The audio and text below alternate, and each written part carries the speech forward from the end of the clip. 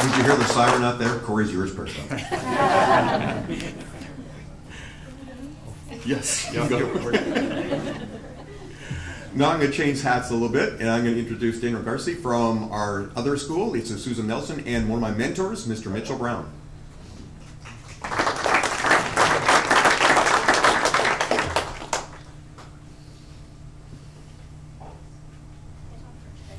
You're on. I don't really have a planned out little speech like everybody else, so this is kind of off the wall, I'm sorry. I also am not like one of those students who's in ASB and all those extracurriculars with the school. I kind of spread myself out really thin with going to Susan Nelson, going to MSJC and Paul Mitchell at the same time, and working. So I'm trying to I don't think that I'm one of those students that regularly would come here. I don't have the highest GPA, I don't have all of that, but I really like to thank Mr. Brown, because I went from being at Chaparral and having teachers, my chemistry teacher told me just to stop trying because my grade was so low, but he's made me go from being almost completely failing my freshman and sophomore year to having almost straight A's, having a B in 2 college classes, and going to Paul Mitchell and being able to handle all of that. So I went from being down here to up here through Mr. Brown and his encouragement, and I don't really have that much of a speech and stuff, so I'm just going to let him continue. Sorry if that was too short. Well, good morning, and I want to congratulate all the students here. I know what we've heard has been wonderful, and I know what we will hear from the students is wonderful. What I was going to say about Danielle, she sort of laid out the groundwork. For those of you who don't know about Susan Nelson High School, we're the independent study high school in the district. And our students come to us for a whole variety of different reasons. You think of the reason, that would be a reason that we have our students that we do at our school. Some come for a short amount of time, a few rare students stay all 4 years, and some come from between. Danielle came to us second semester of her sophomore year.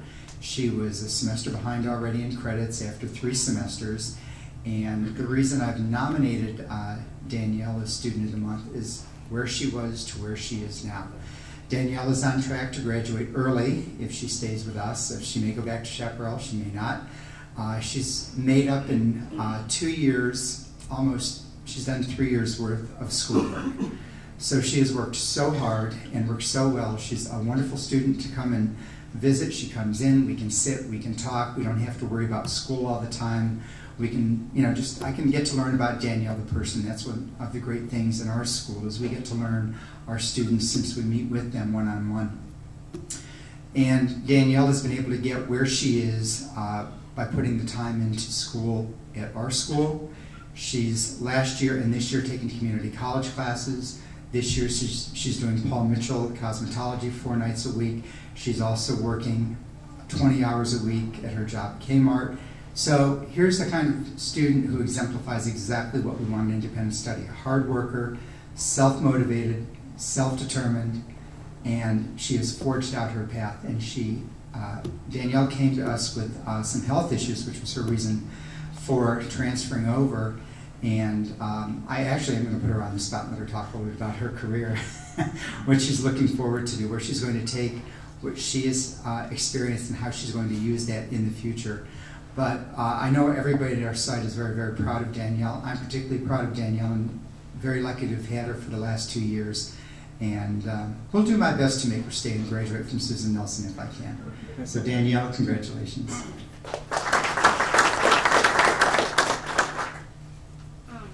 My mom's voice is kind of gone because she's sick, so I don't really know if she wants to talk. So, is that all? Oh, okay. I didn't say this earlier. Although I'm going to Paul Mitchell and paying a crap load for Paul Mitchell, I don't want to do hair forever. I kind of don't really like hair very much, but I'm going to go be an endocrinologist, because I know you're a doctor. I've actually seen you before. And I think, for a specialty doctor, like an endocrinologist for diabetes, if nobody knows what that is, it's really hypocritical when your doctor is not diabetic and they try to tell you, do this, don't eat this, because you're going to, kill yourself. So after hair school, planning on I want to try to get into UCSD and go to their school for 4 years, study biochemistry, and then go to their medical school and be an endocrinologist.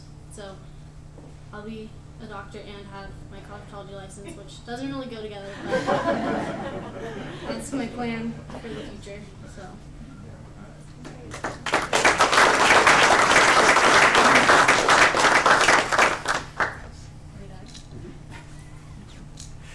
At this time, it's my great pleasure to call my comrade and colleague, Mr. Michael Zeitz from Chaparral High School.